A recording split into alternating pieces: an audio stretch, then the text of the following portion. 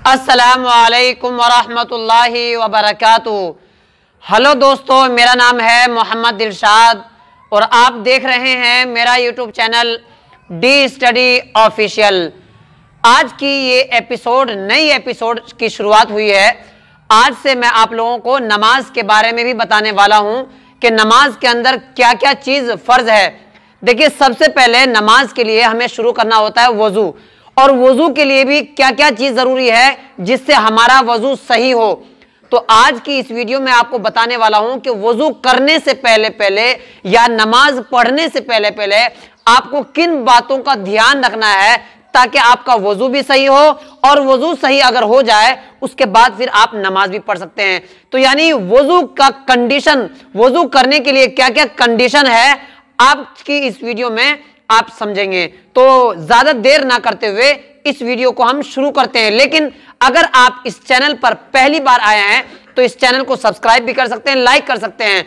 आज की ये वीडियो आपको बहुत कुछ जानकारी दे देगी, क्योंकि बहुत सारे लोग नमाज तो पढ़ते हैं लेकिन पता नहीं होता है कि वज़ू के लिए क्या शर्त है। वज़ू कर लेते हैं एक दूसरे को देख करके, लेकिन हम नापाक रहते हैं, कभी कोई चीज़ किए हुए रहते हैं, समझ में आ रहा ना, यानी नापाक की हालत में रहते हैं, फिर भी हम वज़ू कर लेते हैं और हमें मालूम होता है कि हम पाक हैं, हमारी नमाज हो रही है। लेकिन क्या क्या चीज़ हमें ध्यान रखना है ये आज हम सीखेंगे। तो चलिए पहली चीज़ आज हम शुरू करते हैं। अगर आप वज़ू करते हैं तो पहला चीज़ आपको याद रखना है कि आपका बदन पाक होना चाहिए।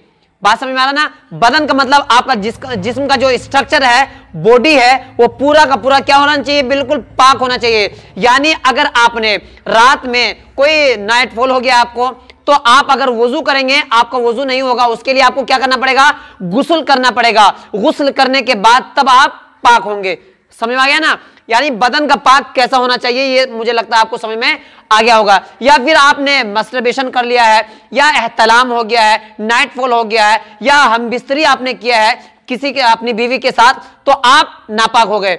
अब ऐसी हालत में जब तक आप क्या नहीं करेंगे, जब तक आप पाक नहीं होंगे तब तक आप वज़ू के लिए नहीं तैयार हो सकते हैं। तो वज़ू के लिए क्या चीज पहले शर्त है?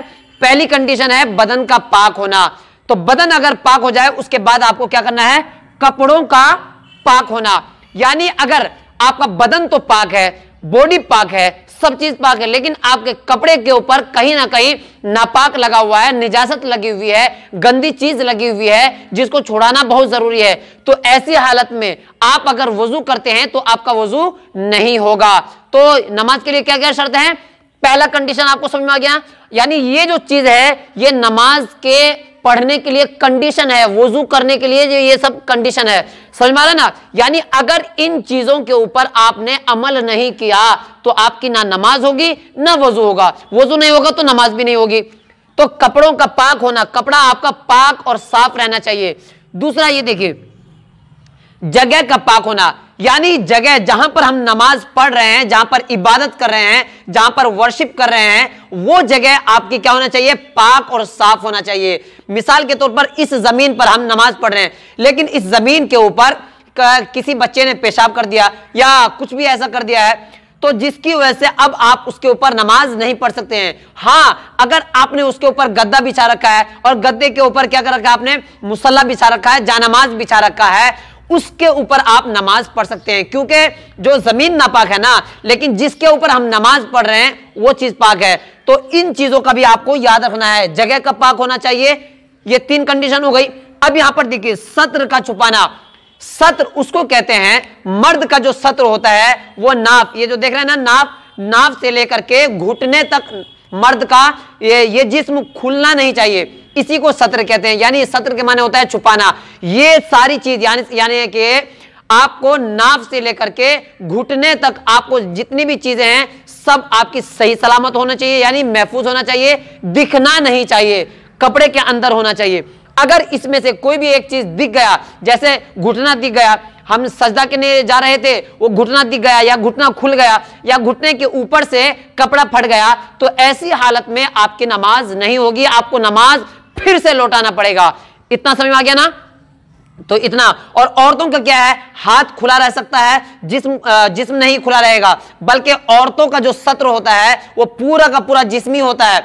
सिर्फ पैर खुला रह सकता है और हाथ और चेहरा, इन सब चीज के अलावा यानी इन तीनों के अलावा सारी की सारी औरत की छुपी हुई होनी चाहिए।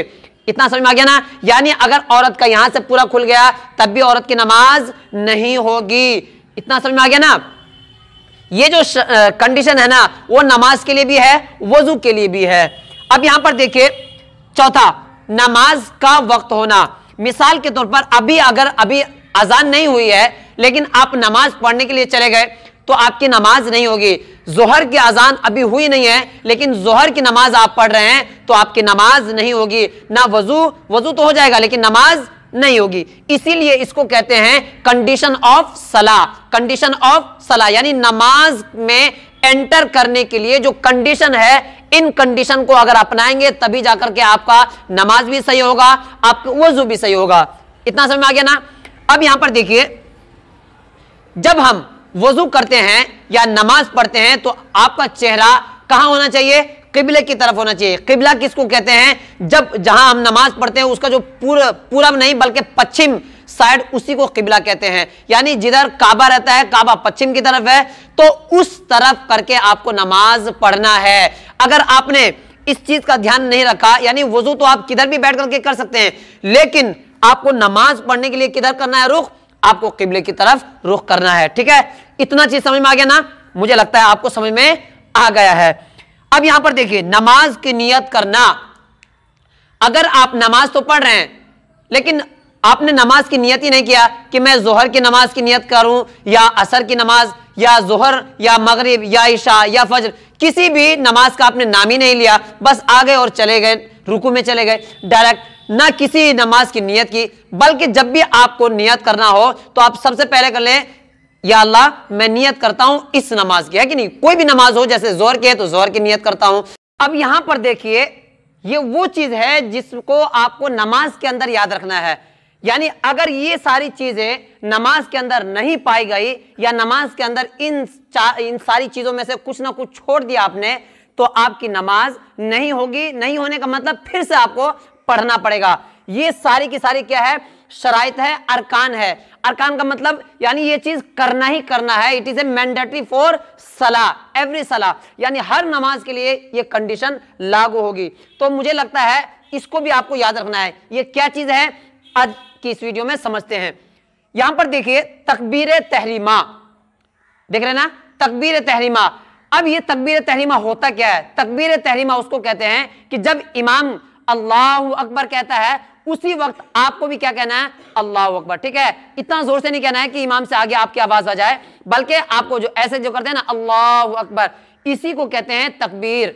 समझ आ रहा ना? ये कहना जरूरी है, यानी फर्ज है। अगर आपने इसको नहीं कहा तो आपकी नमाज नहीं होगी।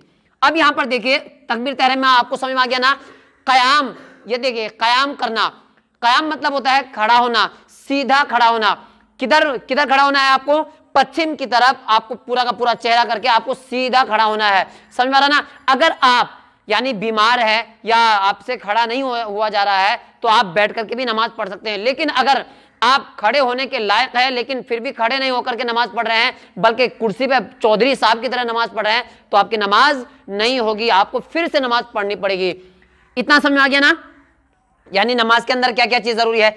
अब यहां पर देखिए तीसरी चीज, रुकू करना। रुकू करना क्या होता है? जैसे हम झुकते हैं ऐसे, इसी को कहते हैं रुकू। रुकू क्या असल माने होता है? झुकना। तो रुकू करना ये भी नमाज के अंदर क्या है? मैंडेटरी है, फर्ज है, जरूरी है। अगर आपने इस रुकू को करना छोड़ दिया तो ये समझिए आपकी नमाज नहीं होगी, फिर से दोबारा नमाज पढ़नी पड़ेगी। अब यहां पर देखिए रुकू तो हो गया, सजदा करना। सजदा आपको कैसे करना है? जैसे नीचे जाते हैं सजदा करने के लिए, उसी तरह वो भी आपके नमाज के अंदर क्या है? फर्ज है। ये सजदा करना और रुकू करना भी फर्ज है। अगर रुकू करना भूल गए या सजदा करना आप भूल गए तो आपकी नमाज नहीं होगी। इतना समझ में आ गया ना? अब यहां पर देखिए ये भी चीज समझ में आ गया, कायदा करना। कायदा कहते हैं अत्तहियात में जब हम 2 रकात की नमाज पढ़ते हैं तो बैठते हैं कि नहीं? बिल्कुल नीचे जो बैठते हैं वो बैठना जरूरी है, फर्ज है। अगर आप नहीं बैठे हैं बल्कि ऐसे ही खड़े हो गए या सलाम फेर दिया तो आपकी नमाज नहीं हुई। बैठना क्या है? फर्ज है। अत्तहियात पढ़ना फर्ज नहीं, वो तो वाजिबात में से आएगा। जब मैं आपको वाजिबात की चीजें पढ़ाऊंगा कि क्या चीज छूट जाने से आपकी नमाज नहीं होगी, लेकिन होगी तो कैसे होगी, उसके लिए कंडीशन क्या क्या चीज होंगी, वो सारी की सारी चीजें मैं आपको वीडियो में बताऊंगा अगली वीडियो में। लेकिन यहां के लिए आपको ये याद रखना है कि जब 2 रकात नमाज पढ़ते हैं तो बैठते हैं ना, जब लास्ट में या 2 रकात की नमाज में दूसरी रकात में बैठते हैं, 4 रकात वाली में चौथी रकात में बैठते हैं, तो ये जो बैठना है ये क्या है, फर्ज है। फर्ज का मतलब बिल्कुल जरूरी, आप उसको छोड़ नहीं सकते। अगर आपने छोड़ दिया तो आपकी नमाज नहीं होगी। इतना समझ में आ गया ना। अब यहां पर देखिए क़िराअत करना, जब भी आप तकबीर तहरीमा कहते हैं यानी अल्लाहु अकबर कहते हैं, उसके बाद जब सीधा खड़े हो जाते हैं तो क्या करते हैं, अल्हम्दुलिल्लाह या अल्हम्दुलिल्लाह से लेकर के क्या करते हैं, वलज़ालिन तक पढ़ते हैं। वलज़ालिन के बाद आप कोई ना कोई सूरत मिलाते हैं। तो ये चीज पढ़ना भी जरूरी है, फर्ज है। अगर आपने इस चीज को छोड़ दिया तो आपकी नमाज नहीं होगी। अब आपका सवाल ये होगा तो हमें तो आता नहीं है तो प्ले लिस्ट में जाकर के आपको कुरान कैसे सीखे, ये प्ले लिस्ट में है, वहां पर जाकर के उस वीडियो को देख सकते हैं कि कुरान सीखे मैंने बताया है, तरीके मैंने बताया है, कुरान कैसे सीख सकते हैं, वो चीज बहुत सारी चीजें वीडियो मैंने बनाई है, उसमें जाकर के आप सीख भी सकते हैं, ताकि आपको कयामत के दिन कहने का मौका ना मिले कि हमें कोई सिखाने नहीं मिला था। तो मुझे लगता है इन 6 चीजों को आपको याद रखना है। और भी बहुत सारी चीजें हैं, लेकिन वक्फा मैं आपको बताता रहूंगा। जैसे जैसे आपके कमेंट्स आते रहेंगे, जैसे जैसे आपके सवाल आते रहेंगे, मैं आपके हर सवाल का जवाब देने की कोशिश करता रहूंगा। तो मुझे लगता है ये सारी की सारी चीजें आपको समझ में आई होगी। कोई भी चीज आपको अगर डाउट है तो आप फौरन कमेंट में लिख सकते हैं और कमेंट में लिख करके हमें आप पूछ सकते हैं। और अगर आपको मेरे से बात ही करना है तो 72 941 72 170 इस नंबर पर आप कॉल करके पूछ भी सकते हैं, जब भी पूछ सकते हैं, जब मौका मिले आप पूछ सकते हैं। हर वक्त आपका सवाल का जवाब देने के लिए मैं हाजिर हूं। वीडियो अगर अच्छी लगी है तो इस चैनल पर नया है तो नए चैनल को सब्सक्राइब कर सकते हैं। और अगर बहुत सारे आपके दोस्त हैं जिनको नमाज पढ़ना नहीं आता है तो उनको सिखाने के लिए इस वीडियो को टैग कीजिए, इस वीडियो को शेयर कीजिए और सब्सक्राइब कीजिए। मिलते हैं अगली वीडियो में, तब तक के लिए खुदा हाफिज।